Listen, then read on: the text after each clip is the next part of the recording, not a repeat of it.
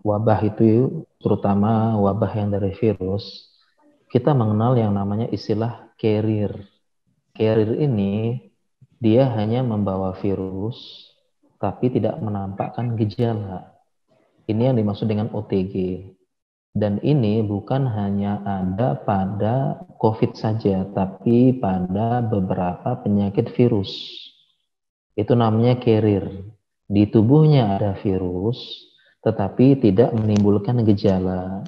Yang berarti sebenarnya gejalanya ada, tetapi gejalanya sedikit banget, sampai tidak terasa. Contohnya misalnya hepatitis B, ada orang dia membawa virus hepatitis B, tapi normal tubuhnya, namanya carrier. Dan beberapa penyakit-penyakit juga demikian. Saya kasih contoh misalnya, dahulu mungkin kita itu digambarkan dengan iklan penyakit demam berdarah yang berbahaya. Dulu kan iklan penyakit demam berdarah itu perdarahan dari hidung, perdarahan dari mulut, telinga sampai lubang anus, itu perdarahan. Sepertinya ngeri banget ini penyakit demam berdarah. Dan penyakit demam berdarah juga disebabkan karena virus. Nah, ternyata memang beberapa penyakit ini manifestasi setiap orang berbeda-beda. Saya berapa kali ketemu orang positif demam berdarah, tapi masih bisa jalan-jalan. Dia hanya bilang saya cuma agak greges-greges atau demam sedikit aja. Dia jalan-jalan. Padahal trombositnya udah 50. Kemudian dia juga positif demam berdarah. Nah, ini demam berdarah yang gejalanya nggak terlalu nampak. Tapi ada juga orang kena demam berdarah, sekarang kena besok meninggal. Memang karakteristik beberapa penyakit virus seperti itu. Ya, dia tergantung dengan daya tahan tubuh dan tergantung dengan genetik dari setiap orang. Jadi masalah OTG, orang tanpa gejala, bukan hanya COVID saja, tapi banyak penyakit virus yang lain yang dia OTG atau dengan namanya carrier. Itu seperti itu.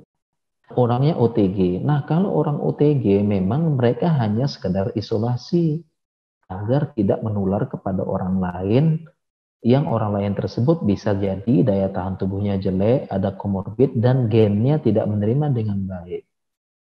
Ya, jadi mereka hanya diisolasi untuk melindungi orang yang lain. Kalau mereka hanya sekedar untuk diisolasi saja. Dan beberapa virus itu memang cara menyembuhkannya adalah sembuh sendiri dengan daya tahan tubuh, terbentuknya antibodi. Contohnya, demam berdarah sampai sekarang, beberapa terapi demam berdarah adalah hanya sekedar terapi simptomatik. Kalau demam, kasih penurun panas. Kalau kurang cairan, kasih ganti cairan. Adapun orang yang sekarang dikasih antivirusnya enggak. Nanti sembuh sendiri dengan daya tahan tubuh, dengan terbentuknya antibodi.